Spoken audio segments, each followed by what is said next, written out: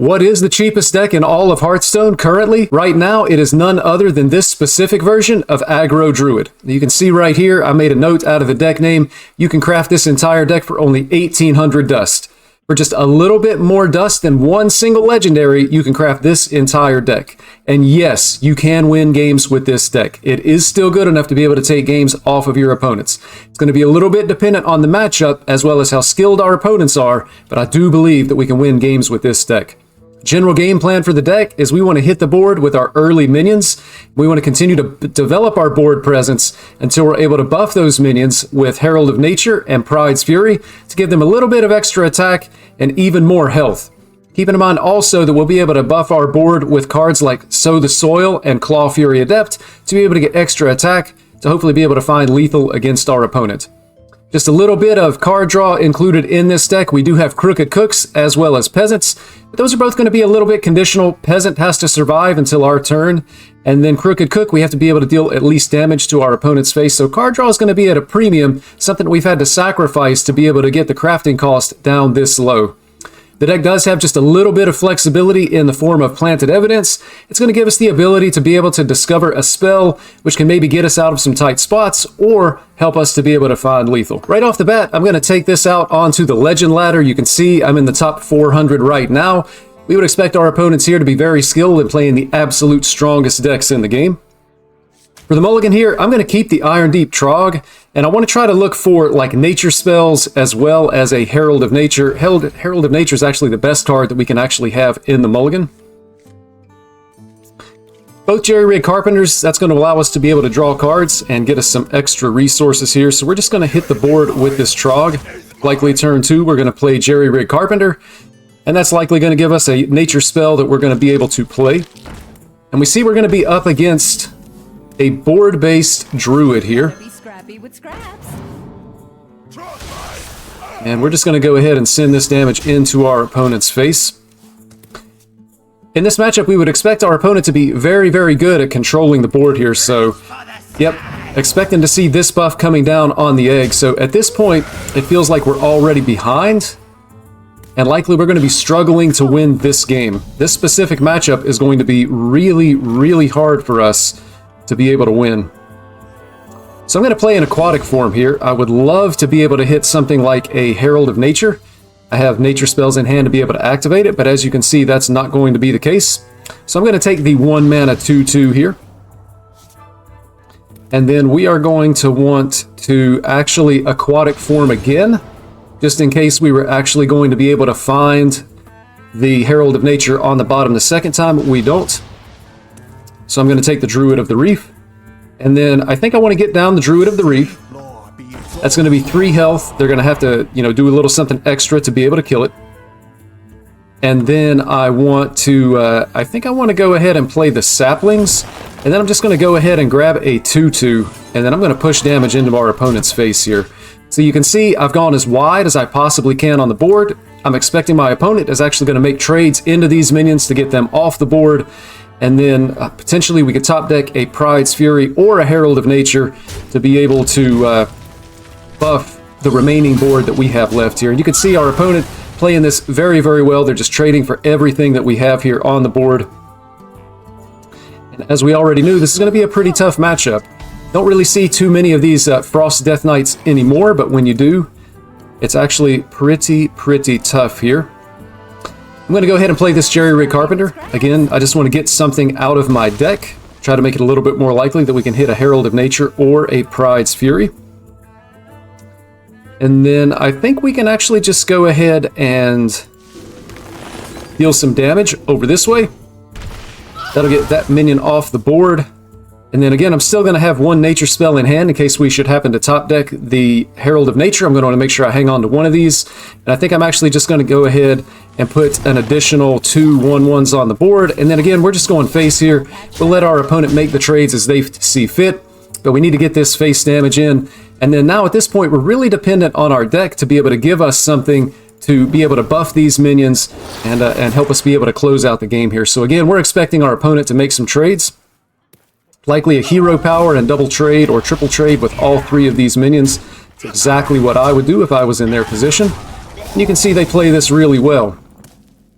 And now we actually do hit the Pride's Fury, but it is just a little bit awkward because of the situation that we find ourselves in. If the board was more populated, this would be huge. We could play like the Peasant in this, or the Trog in the Pride's Fury, and it'd be absolutely huge. At a different rank bracket, that might be exactly what happened. But here, we can see that our opponent playing Hearthstone at a very, very high level, making exactly the right plays. So we have to decide what we want to do. And likely we're going to be making a trade to get this off the board. I think we're going to have to try to stick the Peasant because we are going to need the card draw here to be able to win this game. And then we're going to push face here. So we do still have a decent board. Our opponent coming into turn 5. We know that the Frostworm Furies are going to be coming down. And once that Frostworm Fury comes down, it's going to lock our board so that we're actually unable to attack. And really just hoping that this Peasant survives so that we can get an additional card draw. Pick me! And the Peasant does survive, but we do lose the 2-1 and the Peasant is frozen. Then you can see we hit Thorngrowth Sentries, as well as Mark of the Wild. So we definitely want to, basically we're just going to go ahead and play our entire hand. That's going to put us all in. And I'm going to buff the minion that can actually attack this turn. Go ahead and get down the Trog. And I take that back. We're going to hold on to this, again, just in case we happen to top deck a Herald of Nature. We're going to need a nature spell to be able to activate it. And then I'm going to push this damage face. Again, we're going to let our opponent decide what trades to make. And then you can see here that our board gets absolutely wiped out by the Overseer Frigidera. So Death Knight, unfortunately, it looks like it's just going to be a really tough class. I believe we have now officially lost this game. So I'm actually going to concede here because we are just not going to be getting there this time. And now I'm actually going to hop into Wild. So the reason why I wanted to hop into Wild, you can see here, I'm Silver 10. My MMR is significantly lower in Wild just because I don't tend to play a whole lot of Wild Hearthstone. So this is going to give us a different set of opponents. And although the power level in Wild is much, much higher, we're going to see if we can actually win a game with this particular deck. Again, just this very, very cheap deck. And I think this is going to give us a little bit more of an indication of what you might be able to do if your rank is maybe something outside of Legend on the standard ladder. So I want to keep...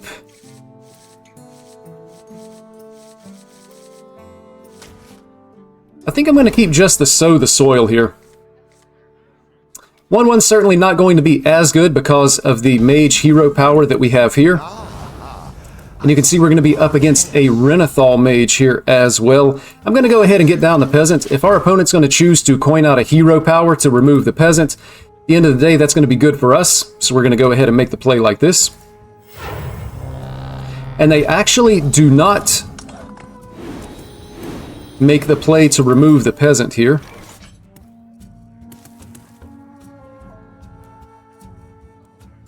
So, I'm just going to put more minions on the board, and then we're going to push face here. So likely this turn our opponent is going to hero power the Peasant.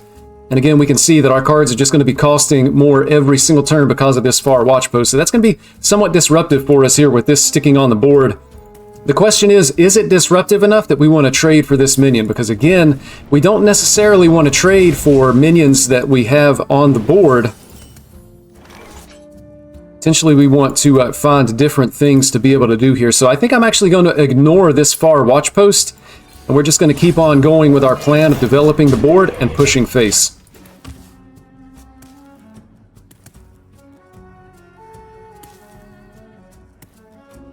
By keeping our board as wide as possible, that means we're going to have as many minions as possible on the board when we hit the Herald of Nature or the Pride's Fury. Keeping in mind they are going to be a little bit more expensive than their regular cost because of the far watch post that we have here.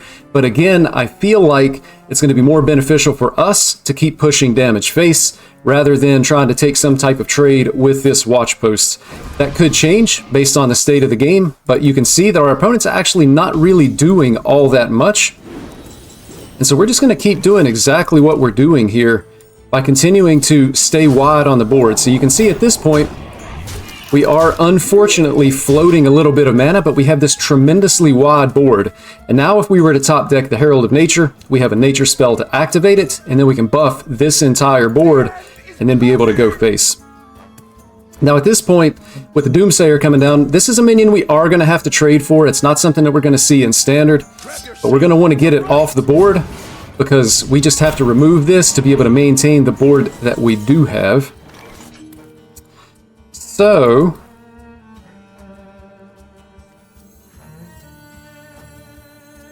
I'm going to go ahead and play this. That's going to split our living roots. Again, we can see that it costs more, but we're going to put 2 damage into this guy, and then we're going to go ahead and remove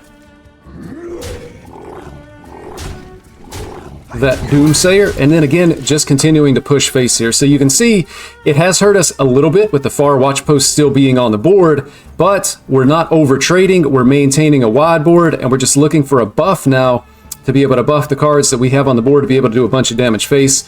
Keeping in mind, we do have a Claw Fury Adept. That's going to add 1 attack to every minion that's on the board here. So we're really hoping that we're getting close to being able to close out this game. Reckless Apprentice, really good for our opponent here. This is going to allow them to be able to remove 2 minions. We'll get one of these back. That's going to die, and they'll be able to take a trade here.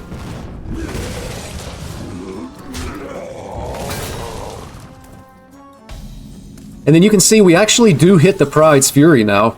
And so we're being rewarded for keeping our board as wide as possible. So I'm just going to go ahead and play this Pride's Fury. Again, we're floating a mana simply because of all of the... all our cards costing 1 more because of the far watch post. But again, our opponent is now down to 12. And we're going to have some burst damage available from our hand. We're expecting at least some of these minions to be able to die. But we can make more minions. We can discover a nature spell or discover a spell. We have a little bit of buff here, so really just looking to be able to set up lethal. So you can see we've been totally ignoring the board except for the Doomsayer that came down, which it had taunt anyway. We wouldn't have been able to ignore it even if we wanted to. But rather than spending minions punching into this thing and throwing minions away, we've prioritized being able to maximize our board, and I do believe we're going to be able to find some type of a lethal here. We are going to have 9 damage on the board, so the Claw Fury Adept is going to be lethal here. So you can see a little bit of a difference in the deck that we were facing simply because, number 1, we're in Wild. Number 2, my rank is significantly lower here with a lower MMR.